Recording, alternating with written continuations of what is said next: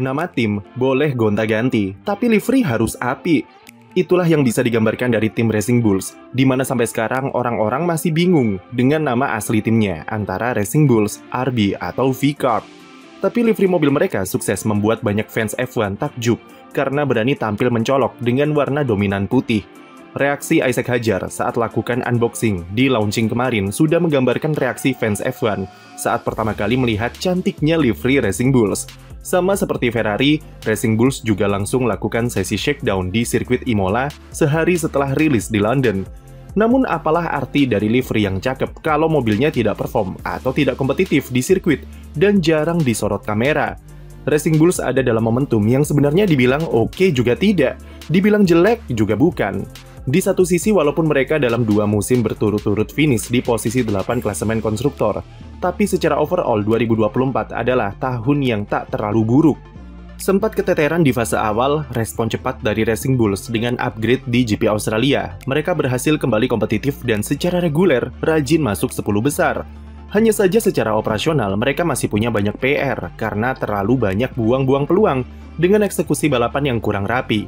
Mereka juga sempat salah arah dalam development mobil ketika floor baru di GP Spanyol malah membuat kacau keseimbangan mobil dan berdampak ke performa yang inkonsisten.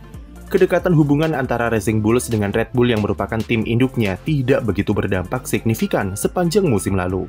Memang jika dilihat secara teknis, skuad Faenza nampak lebih memiliki rate development yang lebih cepat sebagai dampak dari fasilitas aerodinamika yang jadi satu dengan Red Bull di Milton Keynes. Tapi secara kapabilitas dan kualitas, jelas kalau Racing Bulls masih tertinggal, terutama dari Haas.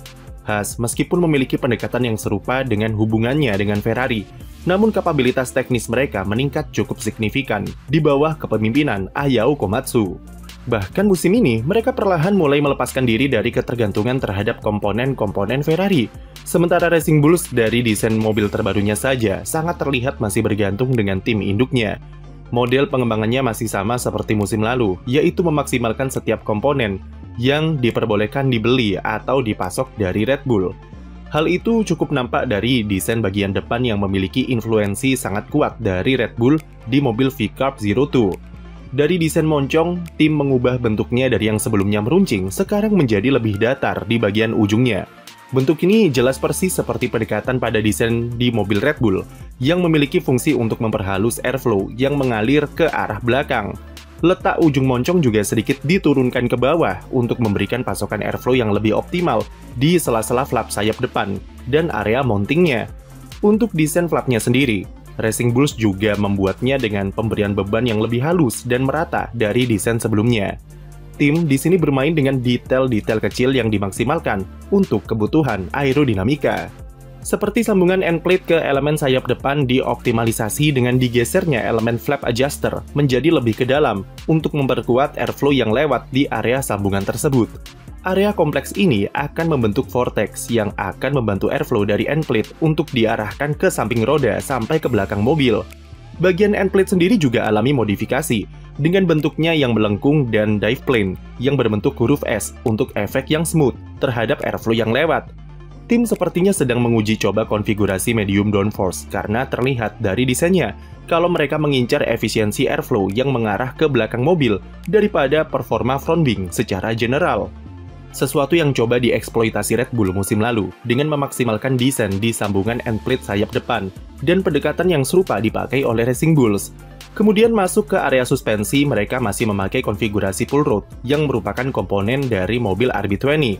Bahkan sebenarnya Racing Bulls sudah memakai komponen suspensi dari RB20 semenjak GP Las Vegas musim lalu yang kemudian mereka pasang di mobil terbaru.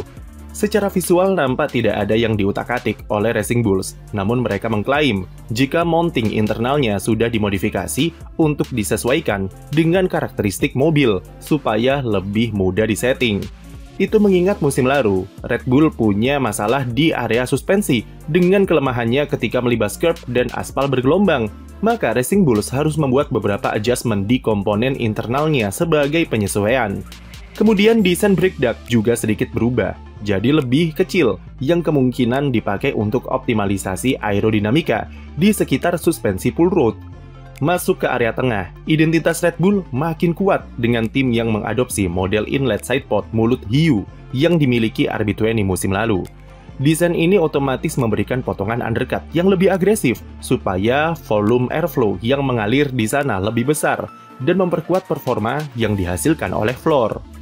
Lekukan samping sidepod juga dimodifikasi dengan ukuran yang mungkin sedikit lebih besar, serta downwash yang memanjang dari desain sebelumnya yang sangat ramping. Lagi-lagi Racing Bulls di sini berusaha untuk memperhalus aliran angin dengan mengurangi agresivitas dari desain komponennya supaya performa yang dihasilkan lebih konsisten. Spesifikasi floor juga sedikit berubah dengan adanya semacam channeling di bagian tengah untuk optimalisasi airflow. Elemen turning vanes juga bertambah untuk memaksimalkan separasi aliran udara dari underfloor. Makin banyak angin yang dikeluarkan dari underfloor, makin cepat airflow yang mengalir, dan makin keras pula kerja diffuser untuk menghasilkan downforce yang lebih kuat. Untuk engine cover, Racing Bulls masih memakai desain musim lalu, dan memutuskan tidak menggunakan desain Canon yang sempat terpasang di versi awal RB20. Hal itu karena desain Canon tidak memberikan engineer kebebasan untuk menghubungkan aliran udara yang mengarah ke sayap belakang dan beam wing. Secara keseluruhan, mobil V-Carb Zero2 memang tidak jauh berbeda dengan mobil pendahulunya. Mungkin lebih tepat jika dikatakan mobil 2025 adalah versi penyempurnaan dengan airflow yang lebih ditata atau dirapikan untuk efisiensi aerodinamika, serta performa yang lebih konsisten. Influensi Red Bull yang lebih kuat di mobil 2025 mungkin akan lebih berpengaruh dibanding musim lalu. Tapi jelas kalau tantangannya sangat berat terutama di fase-fase awal. Lauren McKiss, selaku tim prinsipal, mengakui jika tim mengalami banyak hambatan dalam memperbaiki beberapa masalah dari mobil tahun lalu, dan paruh pertama 2025 akan berjalan sulit bagi mereka.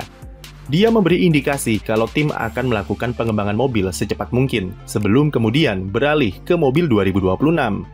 Yang jadi fokus utama dari development V-Carb Zero2 nanti adalah mereka tidak mau mengulangi kesalahan musim lalu dengan pemberian upgrade yang malah membuat performa mobil jadi inkonsisten. McKiss mengklaim kalau penyakit yang mereka alami serupa seperti Red Bull, yaitu korelasi data yang buruk antara wind tunnel dengan sirkuit aslinya. Akan jadi tantangan besar bagi tim untuk melakukan development mobil dengan cepat, selagi berhati-hati dalam menerapkan upgrade yang diberikan.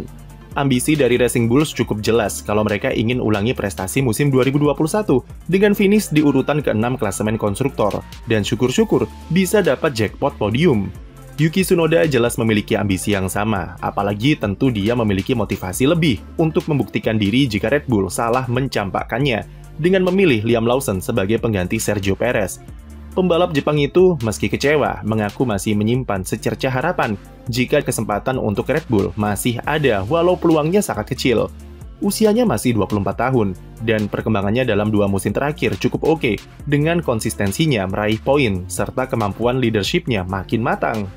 Isaac Hadjar melengkapi susunan pembalap dengan statusnya sebagai pembalap debutan, juga merupakan tantangan bagi Racing Bulls.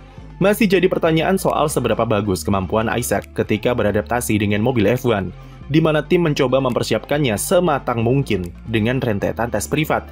Pada sesi shakedown kemarin, tim kabarnya cukup impress dengan peningkatan yang ditunjukkan oleh Hadjar di balik kokpit, dan sudah jauh lebih siap untuk hadapi musim 2025.